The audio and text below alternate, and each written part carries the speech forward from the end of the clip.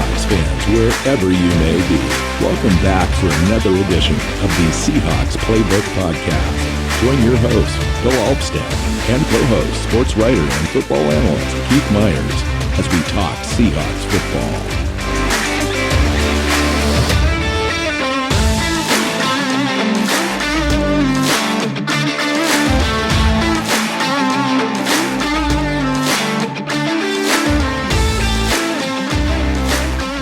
Hey, Seahawk fans. Welcome back to another edition of the Seahawks Playbook Podcast. I'm your host, Bill Alvstad, sitting down with Keith Myers.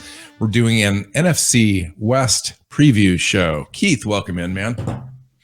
Yeah, this ought to be an interesting show because we've got what used to be the best division in football, now is probably the most diminished division in football. Yeah. We kind of figured that out on our last show, and we tried to put an all NFC West team together just for fun. Exactly. And it was kind of hard on a couple different position groups. Yeah, there were a couple position groups where there just wasn't anybody in the entire division that was worth putting in there. And we're not even talking about the quarterbacks necessarily. It's just, quite a few other position groups that were lacking, especially on the offensive line. I thought that kind of surprised me a little bit. So I think for this show, we're going to do alphabetical order. So we're going to start with the Arizona Cardinals. And basically what we're trying to do with these type of shows for Seahawks fans is to kind of put together a holistic view of what's going on in the offseason, what these teams did, what our division looks like, where we stack up in the competition, and kind of getting us ready for the regular season kickoff in September. So we'll have a number of these types of shows, and then we'll do some training camp preview type stuff, obviously, and as we work through the preseason and so forth to get everybody ready. So the NFC West preview is just kind of taking a look at what the other teams in the division had were up to this offseason, whether they improved, how they did with free agency, particularly with the draft, and kind of where they stack up as we see it in the NFC West this year without Russell Wilson. Keith, what do you think about the Arizona Cardinals as a kind of an overview before we kind of get into the weeds with them? Well, for me, what I'm looking at with this is I'm like, who is Kyler Murray going to throw to? And who are they as far as the team? Are they the team that jumped out to a hot start both of the last two seasons? Or are they the team that fell apart and became, just awful down the stretch both of the last two seasons? And so I'm looking at a roster here that I don't think is as good as last year.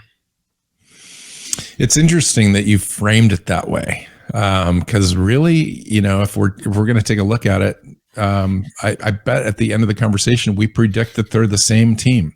Like they're going to show up, they're going to win some regular season games out front, and then might struggle towards the back half of the season. We'll see. The team put its faith in the head coach, gave him a little extension.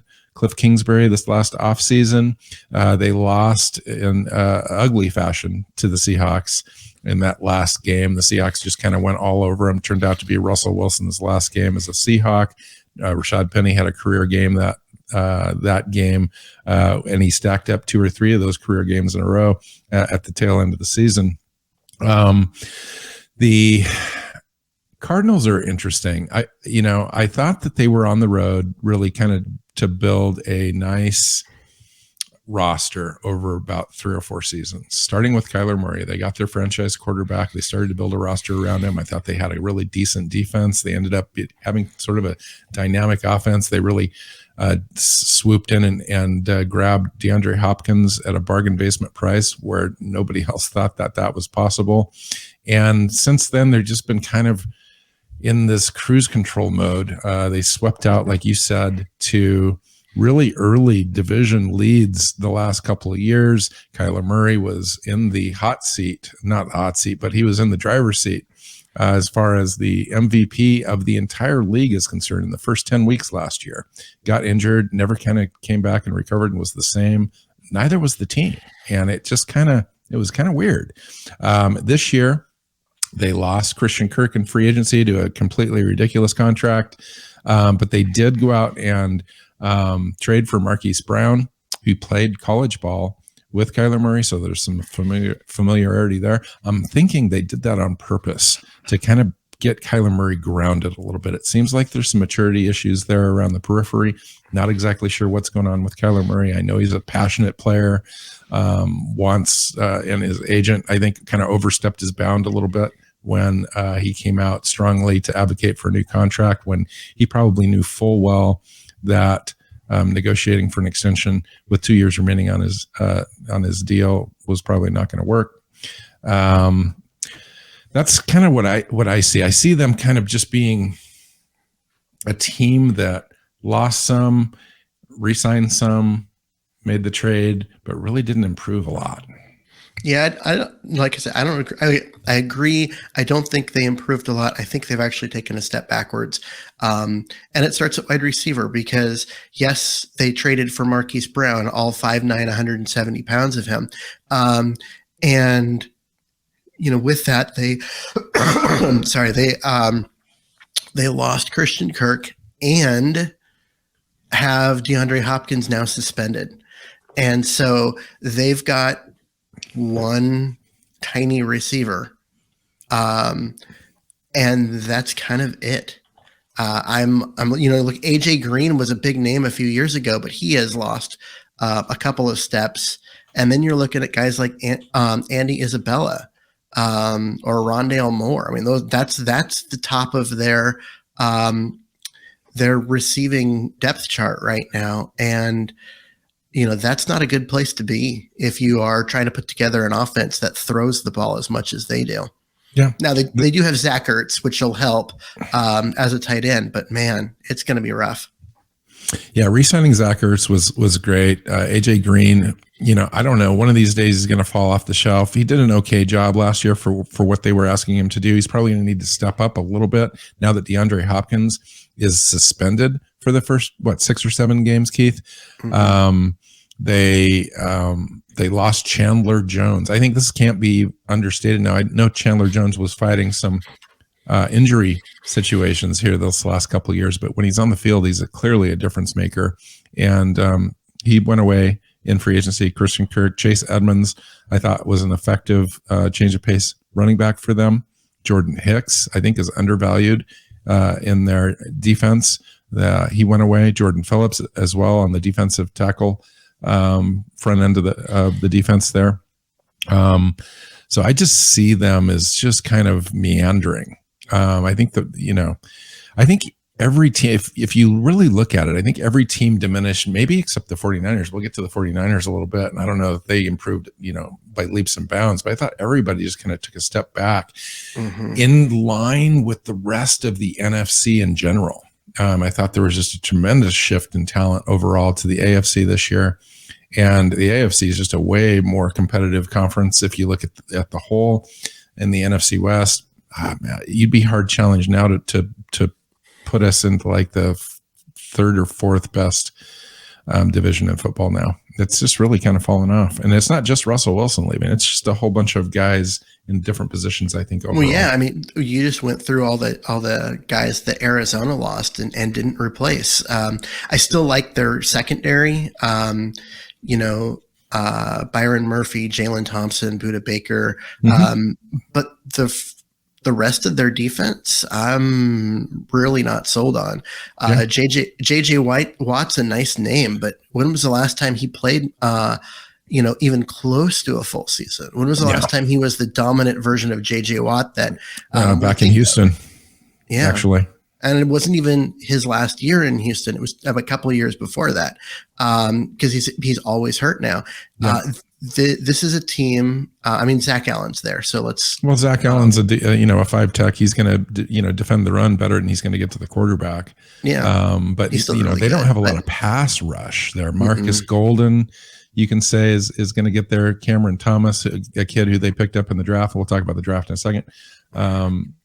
After that, there's just really not a lot.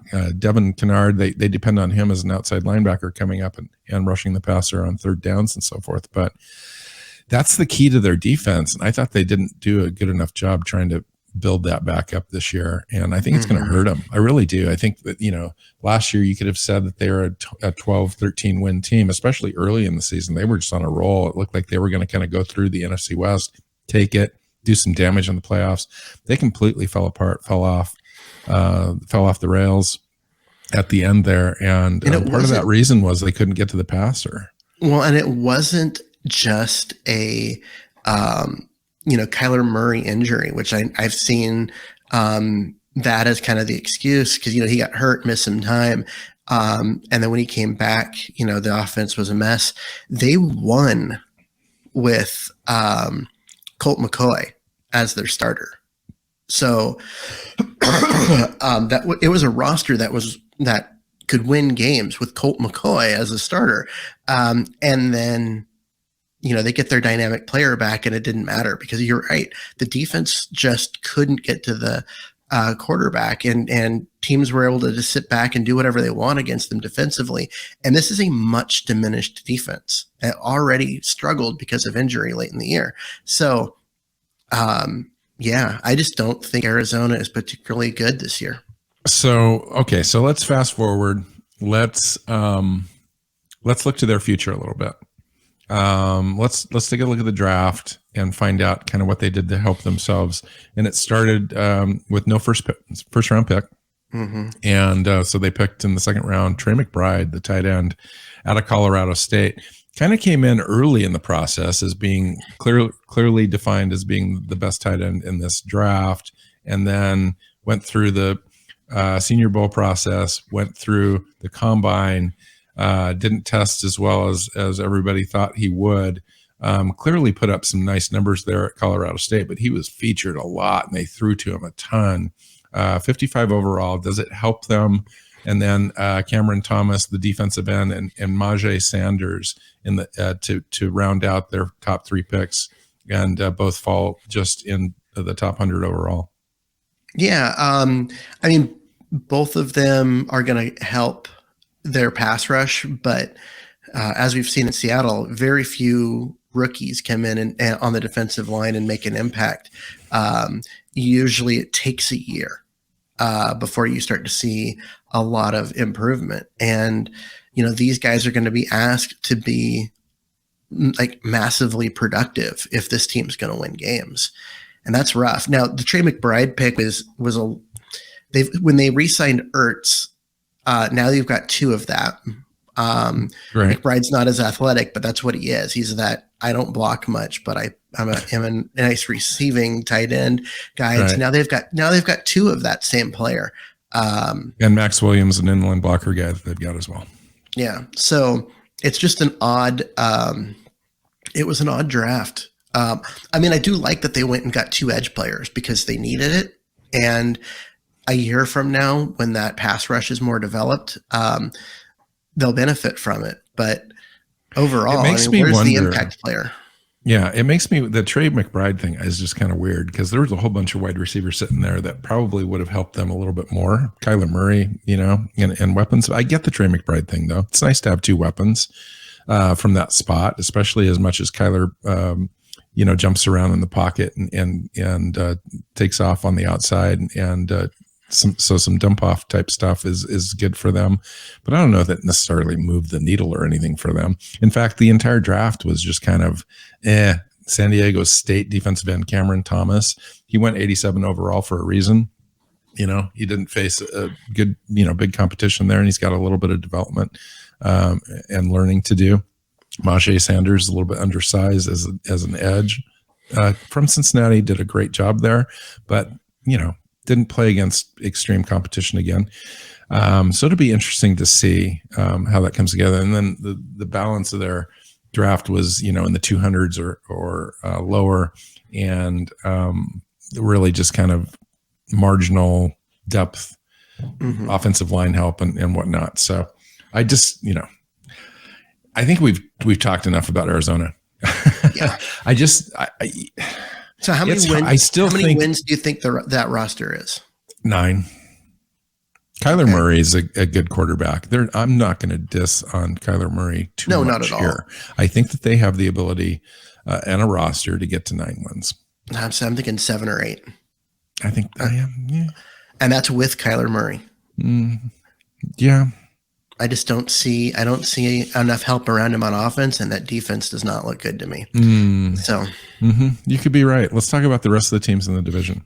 Okay. Let's go with the Los Angeles Rams. They won the division, but we're going in alphabetical order. And I still see them, before we get into the weeds again, I still see them kind of taking this division. But what did they do? Did they diminish, in your opinion? Yeah, they did. I mean, it's hard not to. It's hard not to. Start having to pay people. Exactly. And that's kind of what happened.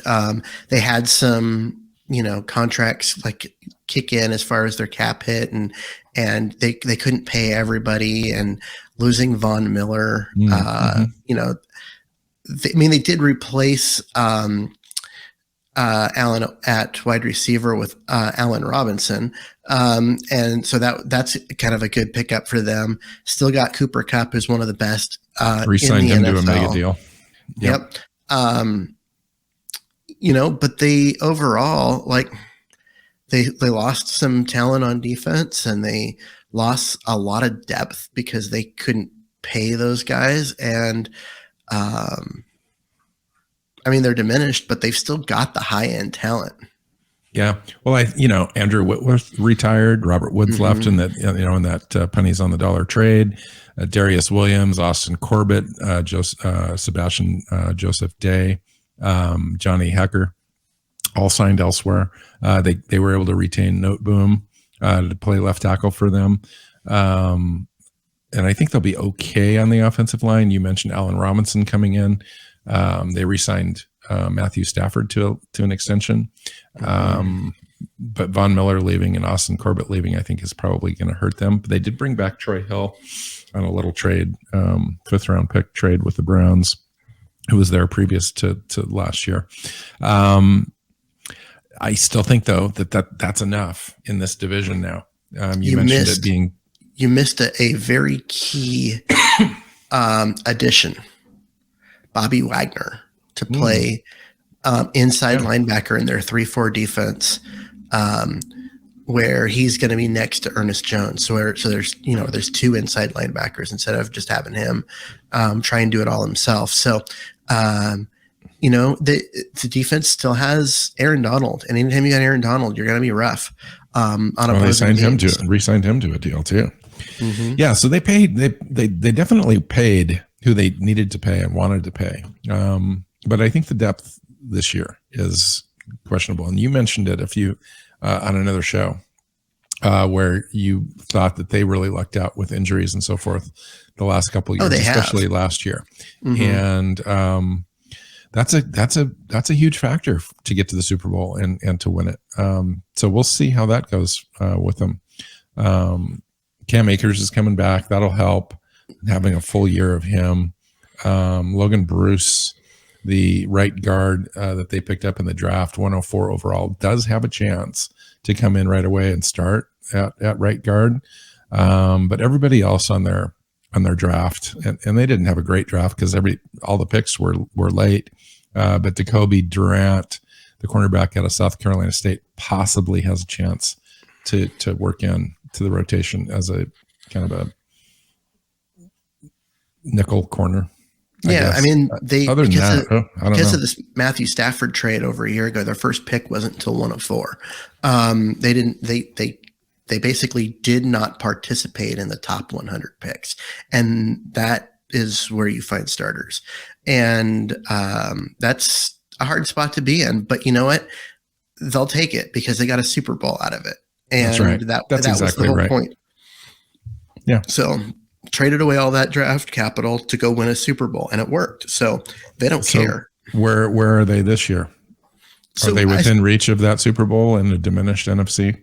Yes. Because for them, it's going to come down to, can they continue with their injury luck? Because with the exception of Woods at wide receiver, they did not have a significant injury last year. And even with Woods, they were able to replace him with Odell Beckham Jr. So, who's also gone, by the way. Not yet re-signed by anybody, actually. He could. They were still looking at bringing him back, but they haven't signed a contract yet. Yep. But you're looking at a team that they still have the top end talent, right? They still got Aaron Donald and Leonard Floyd, and now they've got Bobby Wagner instead of Von Miller, and they still have Jalen Ramsey, who's probably the best corner in the league, and the top end talent is there, but it drops off quickly in terms of depth. If they start having guys get hurt, which they haven't over the last couple of years, the drop off in talent is huge, way more than other teams have, because they just don't have the depth or the cap space. Yeah, well, that's why they don't have the depth. So, okay, so give me a kind of a record for them, where you see them finishing. I think 11 wins is about where I see them. They look like the class of the division and one of the 3 teams that could probably win the NFC total. So, do you think that the NFC West is still strong enough to have them lose games in the division? Oh yeah. I mean, the division teams just know each other so well that they're even a really good team is going to get picked off a couple times per season. So I'm not thinking that they're just going to like roll over the division or anything. No. Yeah, I think you're about right. 11 wins is, to me, maybe slightly conservative, but I wouldn't go any higher than 12 if I was going to put a number on it. And I think that they can get there again, depending on the injuries, and kind of easily take the division. Now, Arizona is kind of the wild card to me in that I think that they do have an opportunity there. Kyler Murray puts it all together. They end up winning games in December instead of September. That could happen. Let's talk about the 49ers and see if they can give them a run for their money. Last year, the 49ers ended up in the NFC Championship game. Are they a team that is an NFC Championship quality team? No. I mean, go look at, did you, like, I know you watched the games as I did. They weren't dominant in any point of the year. They were 10-7. They did win. They had a good win against Green Bay at the end of the year. They went 10-7. They had a pretty easy schedule throughout the year. They, kind of limped through a bunch of wins that could have gone either way, and then ended up, having a fairly easy road in the playoffs. So it is what it is, but they are a team that just, if they think that they're one piece away from the Super Bowl because they made it to the NFC Championship game, I think they're going to be surprised that they're not. Well, if they were one piece away, they didn't do anything in the offseason to solve that. Yeah, true. I think the other part of all of that is that this is a team that could be better and still win fewer games because of just the way everything broke for them last year. Well, let's talk about the obvious. Let's talk about the Trey Lance, Jimmy Garoppolo situation for San Francisco. How do you see that playing out? What happened last year? How do you see it playing out this year? So Jimmy Garoppolo played all year. They didn't get Trey Lance any development snaps or anything, which was it's crazy, but I mean, I guess it got him to an NFC title game, but they gave up 3 first-round picks for Trey Lance. He's the future, and he needs to be playing. They know it. Everybody knows it. They overplayed their hand with Jimmy Garoppolo, thinking that if they held on to him, eventually someone would offer up, lots of draft picks for him, and nobody did. And now they're stuck in a spot where, what do? Do they have a competition, which is what they say they're going to be doing? Or ultimately, do you end up letting him go for nothing? And ultimately, what you don't want is a situation where in the locker room, you have people who are divided as to who your quarterback should be. And you don't want that. And so last year, they could see Trey Lance was a developmental guy. They were trying to win now, all of that. But now at some point you do have to turn things over to the kid, and you don't want a guy like Garoppolo sitting there grumbling, or even if he's not, causing other players to grumble because they see, Trey Lance make a mistake and like, see, this is why we should be playing Jimmy. And you just, you can destroy a locker room that way. It is a hard situation. It is a hard situation for a team to draft Trey Lance and then sit on him. And it's a big question mark because the kid hasn't played yet. He had some upside, but he also had some maturity situations, which is why they kind of didn't move forward with that last year, went with Jimmy Garoppolo. Jimmy Garoppolo is an interesting quarterback in this league because we both know he has physical limitations. He has some mental limitations, but that hasn't kept him out of NFC championship games and Super Bowls. And it's interesting because he's got a 33-14 career winning record, a 68% completions, 8.4 yards per attempt, which I was shocked at that yards per attempt. I thought it was going to be in the 7.4 range or 7.1. It was 8.4, which is better than league average. And then 71 touchdowns versus 38 interceptions. The guy just wins. He throws touchdowns and he's got a high completion percentage. He's an ideal quarterback for a semi-conservative offense that really is allowing other parts of their team to win games for them. And so now you turn from that, which you can get pretty comfortable in, winning football games. You turn to that and you go to Trey Lance, who's a complete unknown, and you let Jimmy Garoppolo walk. Now, the only benefit of allowing Jimmy Garoppolo to walk right now is his $25.5 million cap hit comes completely off the books. I think they're on the hook for like $1.4 million if they cut him. So that's not a factor. So it's going to be whoever Shanahan wants to be the quarterback of this team is going to be the quarterback. And they do have some incentive to cut him and roll that cap over into 2023, but you're taking a big chance on taking a kid like Trey Lance and handing the keys to the franchise to him. I know what they did. They thought so highly of Jimmy Garoppolo that they traded 3 first-round picks for Trey Lance. Jimmy Garoppolo was coming off a rough year and injury when they made that deal. And last year he played all 17 games. True, but I mean they still thought so highly of Garoppolo that they traded 3 first-round picks for his replacement. Yeah, I know. Well, I mean, they did go all in. I mean, you got to hand it to Lynch. I really like him as a general manager, A. But B, he didn't screw around.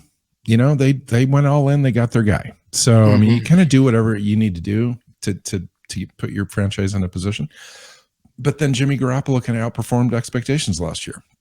So now you're right. They missed that window to trade Jimmy Garoppolo, I thought.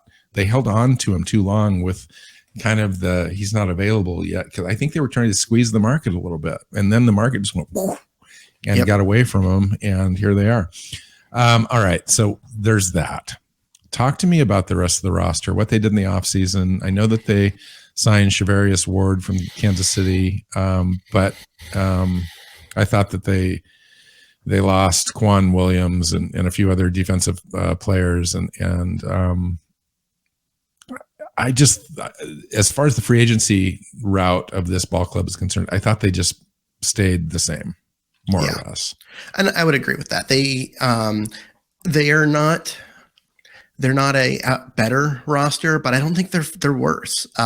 There is some really nice pieces here as far as, especially on the defensive side of the ball. Guys like Eric Armstead, Nick Bosa, Fred Warner. They've got pieces that they can, really work with. The fact that they made Jason Verrett a backup instead of a starter by getting Shavarius Ward was brilliant. This is a team that has good talent on its defensive side. Kerry Hyder Jr. is back with them to back up Nick Bosa, and he didn't work out too well for the Seahawks, as Seahawks fans know. But the year prior, he worked out very well for San Francisco. So if they can reprise that role, that's a great signing for them.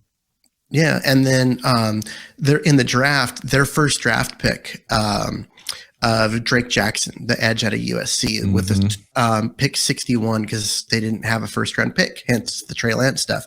But Drake Jackson, I think, is really underrated. And I was expecting him to go significantly higher than that. He comes in and gives them an instant upgrade there on their pass rush. And so you're going to see him take over for D Ford and make D Ford a situational guy that comes in, for 15, 20 snaps a game rather than starters minutes.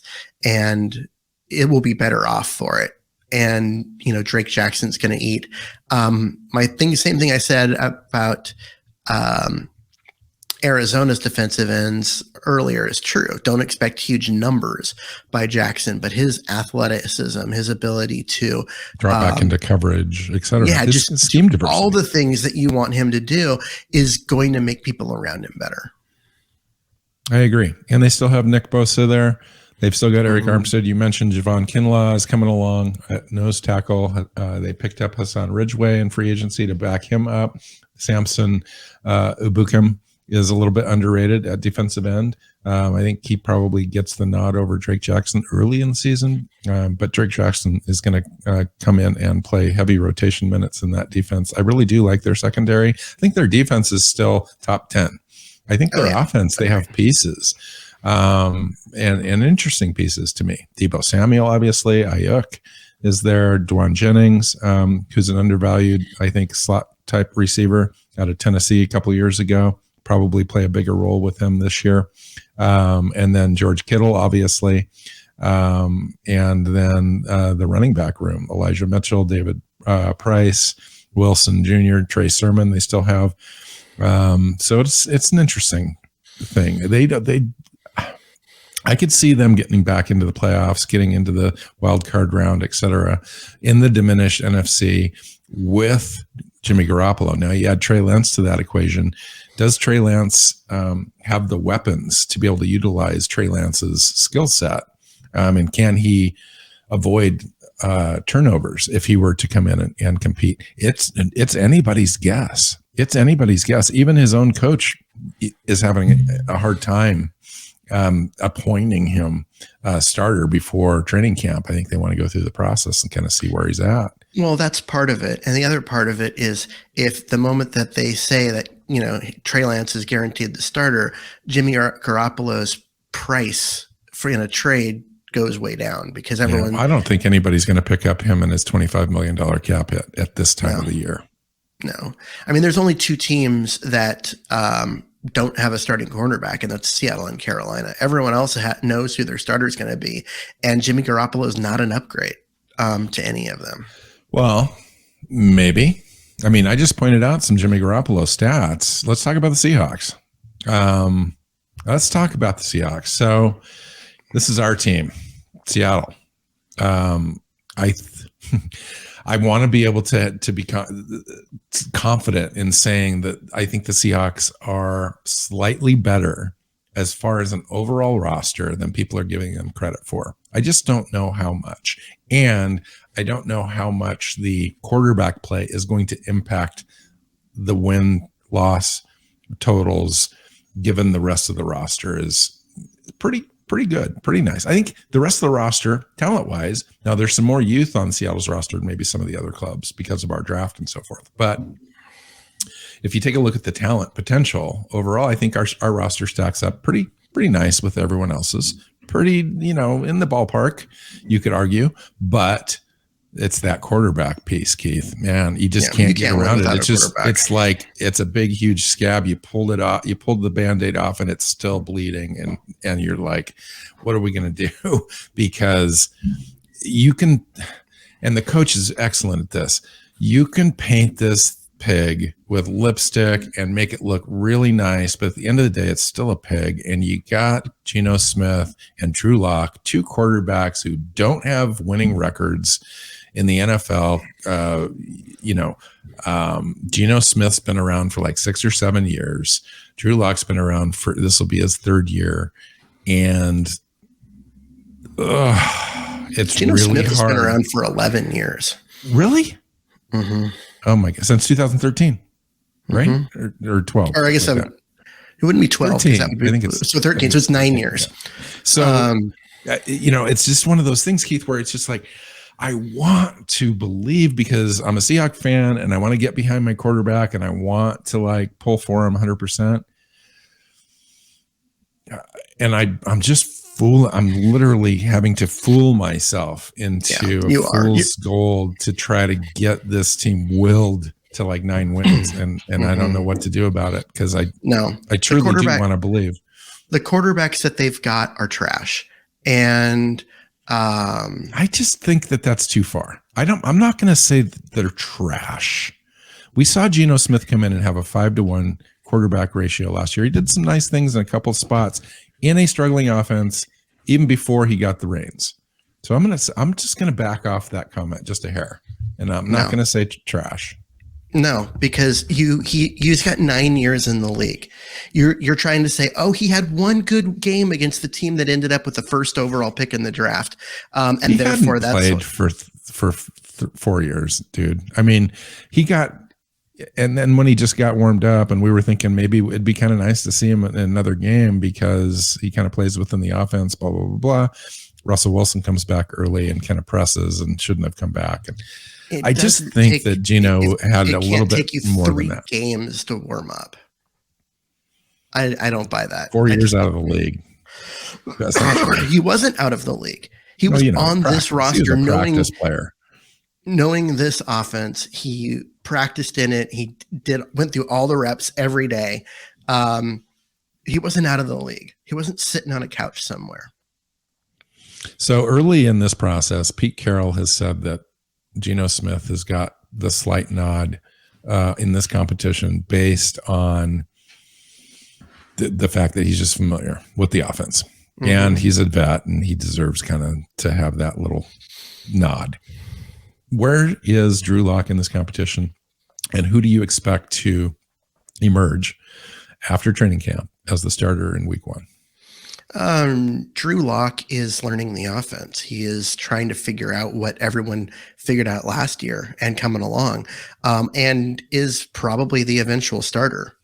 Although in the end, it doesn't matter because we've seen 3 years of Drew Lock and him lose his starting job twice after, the Denver Broncos gave it to him twice and he played his way out of it twice. And so that's why he's in Seattle, is because he wasn't the answer and he isn't going to be. But you look around the league, find me 2 quarterbacks that are starting that aren't that aren't second year players, who are worse than Geno Smith and Drew Lock. Wilson for the second year. Who's the kid from Jacksonville? Trevor Lawrence. No, what's the other team I'm thinking of? You know who? Used to be in New York, got traded. Sam Darnold. That's why I said name me 2, because Sam Darnold is the one. And maybe Marcus Mariota is on par or lower right now, just because we haven't seen him, than Geno Smith maybe. But that's it. I'm giving you that. Here's the deal. You got to look at Shane Waldron's offense, and I'm going to keep going back to this until I'm proven wrong. And I can't be proven wrong until the season starts. So that's why I'm riding this argument, because I think Shane Waldron in this offense, the way it's designed, the way that Pete Carroll said he wants it to be operated, I think both quarterbacks have a chance, quote unquote, to be able to be that in this offense, as long as they don't turn the ball over, because that's the key. And I think if we can rein those guys in and not turn the ball over and move the ball in little bits and pieces, dink and dunk, I think there's 9 wins to be had with this roster. So let's get beyond the quarterback argument and go to what do we do?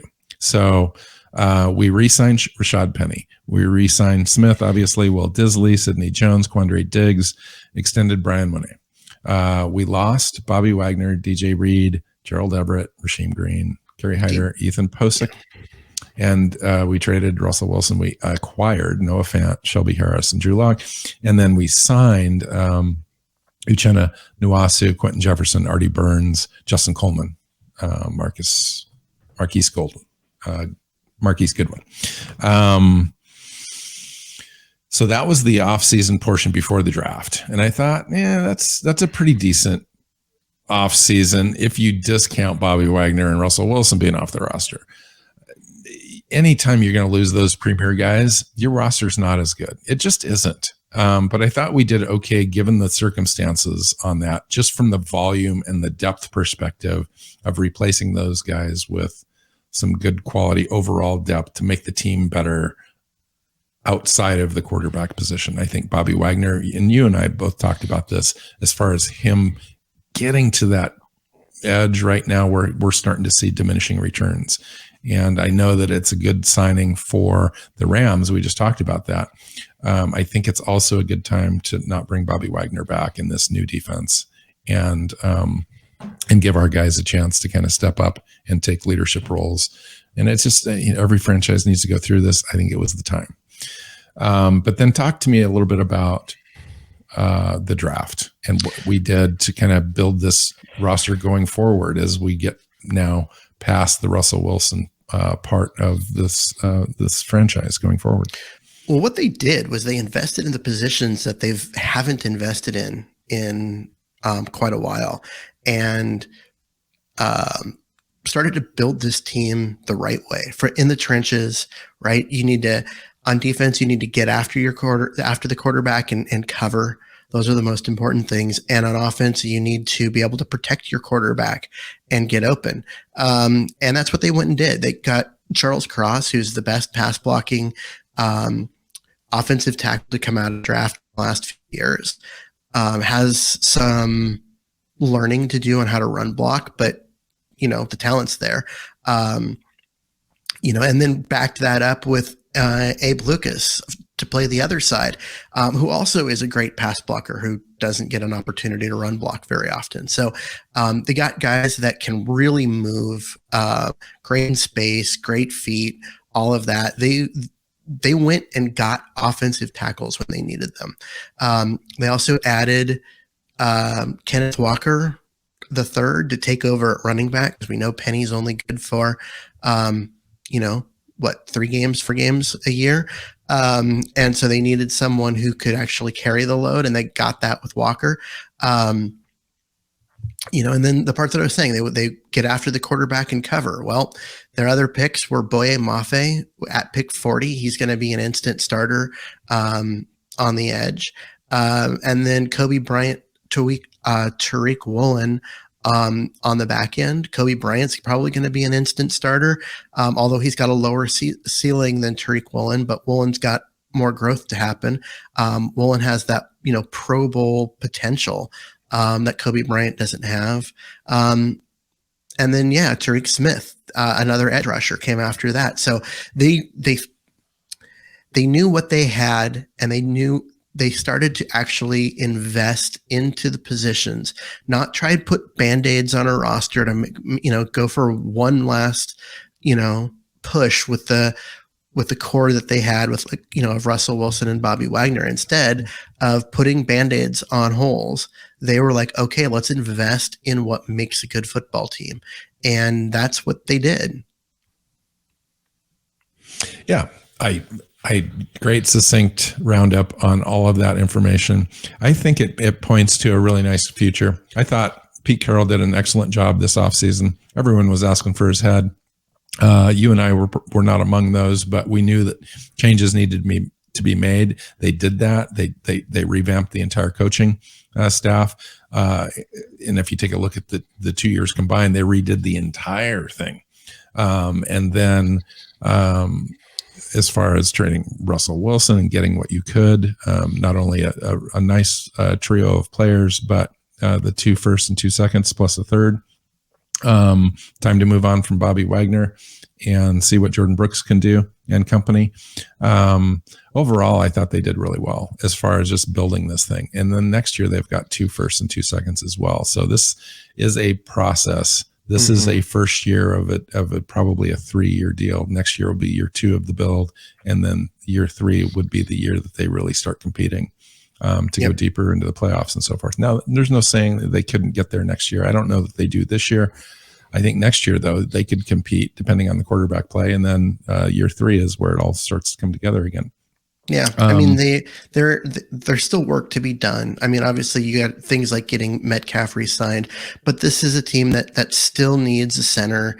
They need a quarterback. They have to fix that. And they need some help in the defensive tackle part. They could use another linebacker.